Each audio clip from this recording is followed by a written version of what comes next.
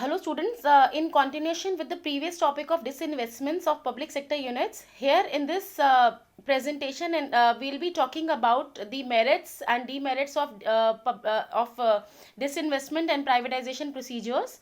The merits have been explained in terms of arguments in favor of disinvestment, and the demerits have been explained in terms of arguments against disinvestment. Arguments in favor of disinvestment and privatization. According to the supporters of privatization, the rationale for privatization and disinvestment rest on the following grounds. The first one being the improvement in efficiency and performance. As far as this particular concept is concerned, it was emphasized at that time that the private sector is basically private oriented sector, and the major objective of private sector is to earn and reap huge profits. So their basic working is oriented towards profits only. Whatever decision making procedures were there in private sector, they basically aimed at profit maximization and maximization of sales only.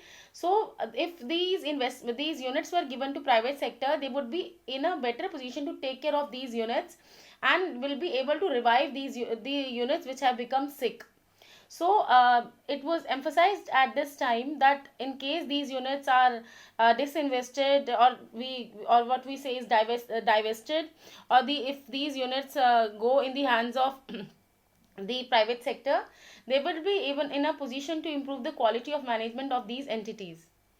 The second one is fixing responsibilities easier. The next argument talked about that in case the units are given to the private sector, then they would be in a position to then it will be in a position to fix the responsibilities, because the areas of responsibility in private sector were clearly defined.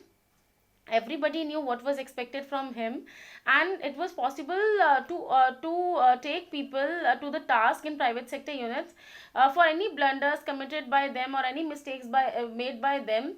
It was the person who made the mistake would be held accountable. But this was totally absent in case of public sector units, which were characterized by massive bureaucracy, passing of bulk. It was difficult to fix responsibility on public sector enterprises, so it was decided that it is better to give some of the control of all of the control to the private sector enterprises, because it was easy to fix responsibility on the concerned person in that case. The next one was the private units were subject to market discipline. They were more prone to scrutiny by financial experts. This was not so in case of public sector units, and on account of this, the zeal and enthusiasm was somewhat absent in the case of PSUs. The next one is succession planning. Succession planning refers to a concept of identifying the new leader when the existing leader leaves. Many public sector enterprises remained headless for longer periods of time, as in this this caused confusion and delay in decision making, as nobody was sure how the new incumbent will act and or react on a particular policy decision that was being undertaken. So because the things were not clear and people were not assured about the decisions and the action and reaction pattern of some other person, so in that case also the redundancy was there in case of PSUs. So however, such situation did not exist in case of private sector, as the higher apparent was clearly identified on early grounds, and used to easily take over their positions when the actual time arrived.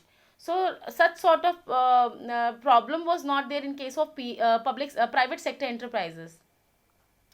The next one is the response time in case of public sector units is private sector units is less. The response time in case of private sector units was almost absent, because nobody was willing to take decisions because of the bureaucracy, because of the lengthy procedures that used to lead to inordinate delays, and because it was not difficult to fix responsibility on anybody, so the response time was almost absent in their case. However, the response time in case of private sector enterprises was less, as in they used to make quick decisions, and they were able to combat these situations that were changing fast. In a dynamic situations also, they were able to take decisions because of the clearly defined rules. The next one was the early initiation for remedial measures. Anything, if anything wrong happens to the enterprise, supposingly in case of liquidation, in case of threat of takeover, or in case of loss of assets of ownership, in those cases, the remedial actions were immediately taken up by the private sector. There was a proper planning and procedures that were executed in order to overcome the problematic situation. However, such sort of things were absent in case of or delayed in case of public sector enterprises. Again, on account of this, the privatization and disinvestment was emphasized. The privatization led to better services of the customers. It was emphasized that for private sector enterprise and the private owners, the customer satisfaction was the major objective. Customer was considered to be the king of the market. So the all the efforts and all their efforts and all their actions were oriented towards caring for the customers, and the motive was not just to provide a product. It was to provide a product that had a value in the eyes of the customers, and that was given priority in case of private sector enterprises. Since in case of public sector enterprises, it was difficult to fix responsibility on anybody, and it was difficult to make somebody accountable because of massive bulk passing procedures.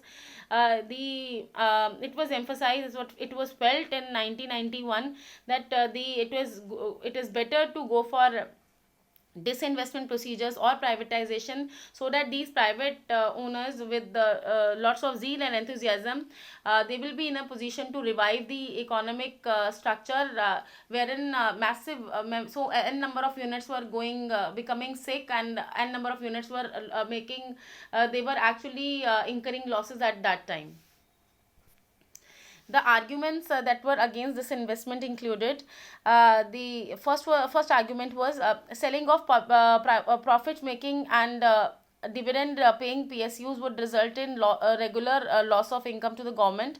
In case disinvestment procedures were not only aiming at, this is also there in the third point also, disinvestment procedures include the disposal of profit as well as loss making and potentially viable PSUs also. So this is a procedure which is mainly oriented towards selling of PSUs, whether they are loss making, whether they are profit making, whether they can reap out benefits, whether they can reap out benefits in near future, despite the fact that they are not reaping out benefits today, but they may reap out benefits in near future. But the process involved the dilution of control, and the selling of the enterprises, either partially or in entirety. The another argument was that there were chances of asset stripping by the strategic partner. The partner means that strategic partner means the private sector entity that was going to take over the public sector enterprise. The most of the PSUs, they had valuable assets in the shape of plant and machinery, land and building, tools, equipments. So there was every time a chance of asset stripping by the strategic partner. They could take over the valuable assets of the public sector enterprises and use them the way they like. The another problem with these procedures, disinvestment and privatization, was that the procedures were carried out in a hasty, unplanned manner. It was just being executed. The only the short run analysis and short run procedures were being focused. The long run was being totally ignored in their case, and a careful policy that was aimed at reaping out benefits for not only for short term as well as for long run, they were being avoided here. So this was also one of the lacunas behind this disinvestment and privatization policy that was adopted by the government of India. what should have been done, the government should form a policy, careful policy framework for disinvestment procedures. They should not link the disinvestment procedures from they should not with the budgetary exercises. Independent entity should be independent focus should be given to these procedures, and it should not be decided that the revenues would be paying off the fiscal deficits, and other procedures should also be executed in order to revive the economic scenario. The government should stop setting above targets in every annual budget and should have a long term plan. Again, the long term planning has been emphasized.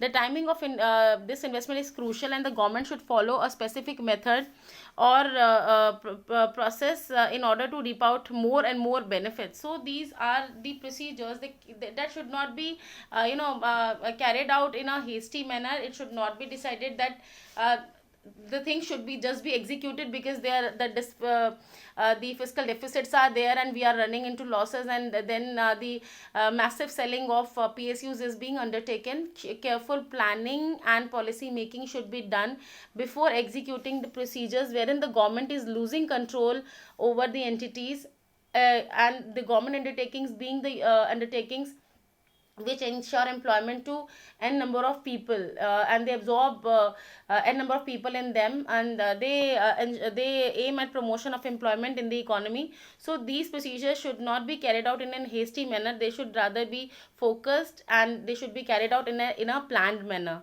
Thank you so much for the for listening, for the patience which you people showed. I'll be talking about the next topics in my further presentation. Thank you so much.